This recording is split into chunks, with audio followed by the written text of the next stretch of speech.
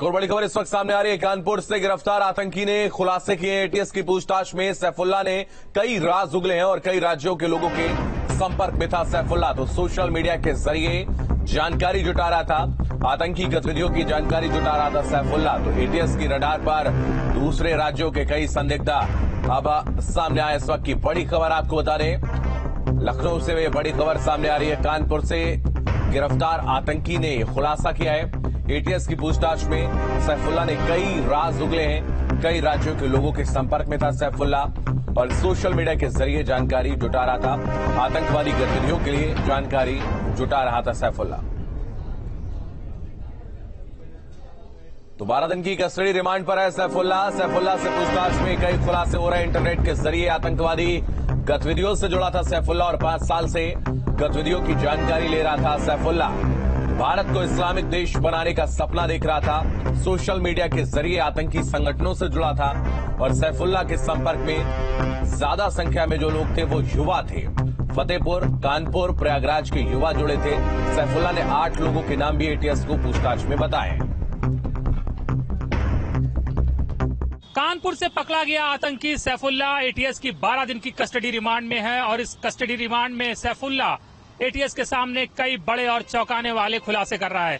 सैफुल्ला ने बताया कि आतंकवादी बनने का सपना उसने कई साल पहले देखा था और इस सपने को पूरा करने के लिए वो 5 साल पहले इंटरनेट पर सक्रिय हुआ और इंटरनेट के माध्यम से ही वो आतंकवाद और आतंकवादियों के बारे में सर्च कर रहा था। और इसी दौरान 2.5 साल पहले वो पाकिस्तान में बैठे आतंकियों के संपर्क में आया और फिर पाकिस्तान के आतंकियों ने उसे असली आतंकवादी बनाने के लिए ट्रेनिंग देनी शुरू की और इस दौरान उसने पाकिस्तान में बैठे अपने आकाओं से बम बनाना सीखा और कैसे आतंकवाद को भारत में फैलाया जाए, उत्तर प्रदेश में फैलाया जाए, इसकी ट्रेनिंग ली।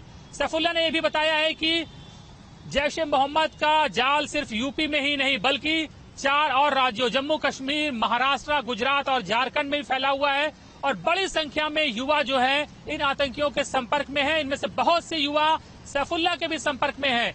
इसके अलावा सैफुल्ला ने यह भी खुलासा किया है कि कानपुर के अलावा प्रयागराज और फतेहपुर के भी कई युवा हैं जो उसके संपर्क में हैं। साथ ही पाकिस्तान में बैठे जैश ए मोहम्मद और तहरीक तालिबान के आतंकवादियों के संपर्क में इंटरनेट और टेलीग्राम के माध्यम से हैं और इनसे मिलने के लिए कई बार सैफुल्ला प्रयागराज और फतेहपुर भी जा चुका था।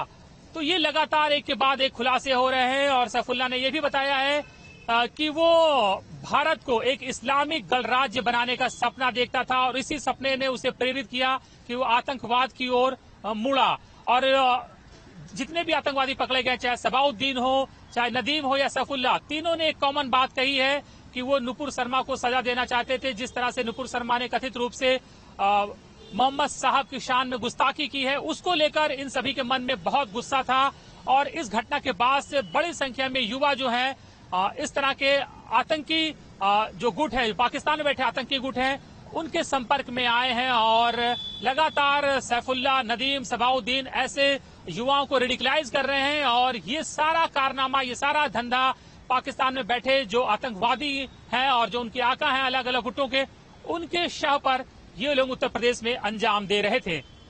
वीडियो सुफी खान के साथ अनिल यादव, न्यूज स्टेट लखनऊ।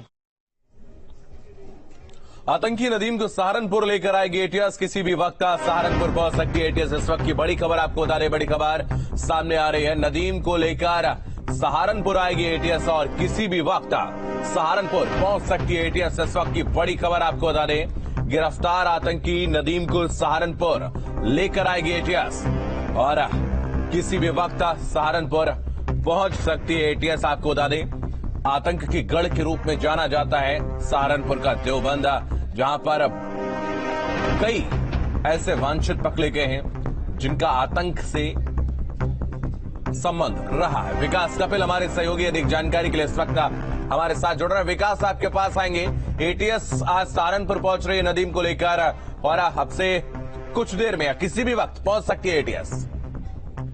देखिए, नदीम की कल रिमांड एटीएस को मिल गई थी। उसके बाद लखनऊ ऑफिस में भी एटीएस ने उससे काफी पूछताछ की है और अब यूपी एटीएस जो है वो कभी भी सहारनपुर उसको ला सकती है। सहारनपुर और देवबंद के कई इलाकों में उसके कई बार आने जाने की सूचना थी। कुछ सीडीआर से खुलासा हुआ था कि लोकेशन मिली थी कि वो देवबंद के एक जगह पर जाया करता था। हालांकि वो जगह कौन सी है इसका खुलासा अभी तक हो नहीं पाया है, लेकिन आज बताया जा रहा है कि किसी भी वक्त एटीएस जो है वो नदीम को ला सकती है सहारनपुर। उसके बाद उसके गांव भी लेकर जाएगी, साथ ही देवबंद के क्षेत्र में भी लेकर जाएगी जहां पर उसका आना जाना था। कितने सहयोगी कितने मददगार जिले के अंदर है उसकी जांच जो है वो एटीएस ने शुरू कर दी है। जी बहुत धन्यवाद विकास, आपका हमारे साथ जुड़ने के लिए, तमाम जानकारी के लिए बहुत शुक्रिया। तो आतंकी नदीम को लेकर यूपी एटीएस की टीम जो है वो सहारनपुर पहुंच रही है और अब से कुछ देर में पहुंच जाएगी यूपी एटीएस।